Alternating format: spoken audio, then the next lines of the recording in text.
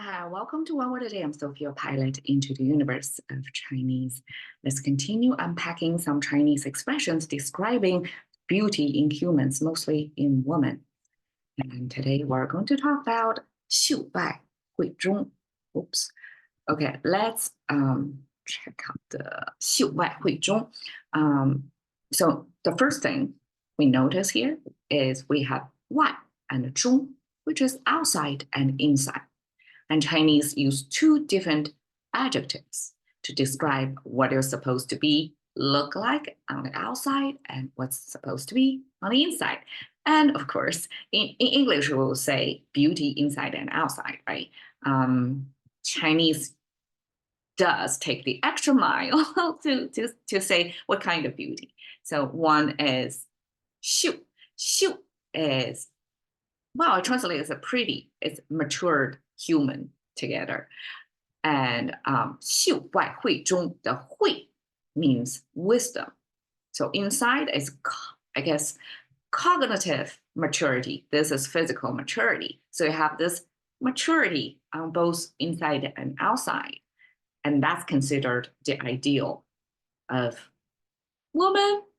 And also, I guess it's just for the human growth or development. That's the ideal. Like you're mature all around. Okay, so let's unpack. 秀. We have the right crop image on the left side, on the top. Okay, so here, this image, you have convex, concave, connect with a vertical line. That's Chinese tree symbol. Now, if Chinese add one line slanted like that, by the way, the tree symbol is canopy, the root, the trunk, 3 parts. And if you add an extra line on the top, that means the fruit of the tree or the grains. If it's wheat, the crops are ripening, so it's bending the tip of the tree. I guess in that case, it's not tree, it's a plant. And creating that image, and that's the time when you know it's ready to be harvested. Okay, so the bottom here is actually a human figure. It looks like an English R. And I often explain that humans in contemporary Chinese is just left and right like this. If you know a little bit Chinese, this is a character about a human. And it's generic. There's no gender, age, class, anything is gone here. It's just 2 legs standing being, right? Now, ancient Chinese render human with a little bit more nuance, which is the left side is straighter and the right side is curvy. I have this big curve there that forms this R-looking structure. And that to me is ancient wisdom of recognizing that humans are a composite of conflicts or conflicting qualities. We have a straighter and curvier side of us. And you can pack in all kinds of dimensions. Like we have the rational, emotional side of us. We have this, stability-seeking, straight line, linear, and this uncertainty-seeking, adventure-seeking, non-linear. Like you don't really know what you're heading into. So both sides, however you want to pack the dimension, that we are a composite. Like all of us are sitting somewhere on that spectrum, somewhere in any of those multi-dimensions that are made of human. So I view that as the ancient wisdom to recognize that humans are complex and we have 2 polars of us, each of us are in constant combat of the 2 sides of us and come to a resolution. Okay, so this crop means ripe plant, plant human means humans, they are ripe. And actually this 秀 means the type of fruit from plant world that came to fruition without the blooming stage. So you don't see them flowering. And then all of a sudden you get the seed from it, the next generation. And I guess in a sense, the language creator compare that to humans, how humans grow. We don't bloom like flowers, I guess. And so the just baby were seeded, and then the baby will grow inside of us, and a new generation or the seed grow without that typical flowering stage of fruits mostly. So you have cherry, apple, pear, like all those fruit have this distinctive flowering, blooming stage. And that's 荣. So if something does flower, we have another Chinese character to assign to such group of plants. But this 秀 is about plants that doesn't have this blooming or noticeable blooming stage. And they are mostly the grains or the grains that we use for our carb consumption. Okay, so that's 秀. Compare it to a human or 秀, ripe human combination to create this maturity image on the outside, like a fully grown, developed human ready to be harvested, to be useful for human society. Okay, why? Why have this moon or crescent moon symbol with this vertical horizontal line attachment that's was said to be the ancient fortune telling tool? So I don't know, like I never came across an artifact that shows like this is how, the tea leaf reading happened in China that came out with this shape of tool. But this fortune telling plus the moon or the evening symbol, according to some scholars, which have to resort to their imagination as well. Like why, like the logic, the thinking back then when people started this expression in pairing this moon, crescent-shaped moon with fortune telling. Why these two together now these days it becomes outside? According to scholars, that could be in the evening or in the nighttime or the moon time. If you have to do some fortune telling, that means something urgent was happening outside your borderline. Either it's a fortress or town or a bigger borderline on the border of the tribe. So if you have to do some urgent nightly fortune telling, then that means the outsider was, potential risk of the outsider attack. So that's the outside. Until I find a better imagination or rendering of why the crescent moon plus fortune telling make the concept of outside, I'll let you know. For now, we settle for that. And since we talk about outside, let's talk about inside. Inside, okay, 中, as you may know, 中国. 中国 is this China, is this 中, exactly that character. And that character, well, if we don't think about China, how they view themselves as the center of the universe, right, the middle country, then if we only look at this middle, it gives you the sense of, this is a symmetrical mirror image. It gives you the sense of you're balanced, you're right in the middle. So when we talk about humans, right, each of us have a polar of from A to B, right, two ends.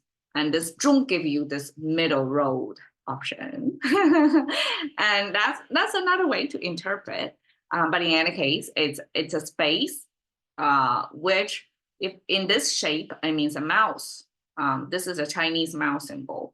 And if you cut it right in the middle, it could mean when you speaking, when you talk about something, you're practicing the middle line, which is you recognize both sides and you're kind of in consideration of all arguments, all things considered, you come to the middle line.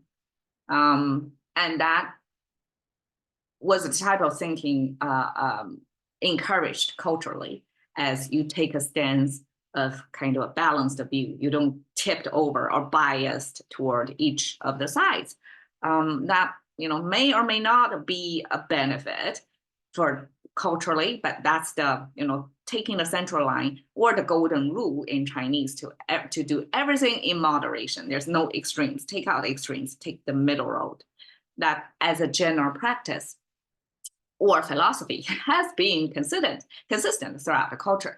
So we can view that as a spatially or cognitively or conceptually as the middle road or the middle of the space.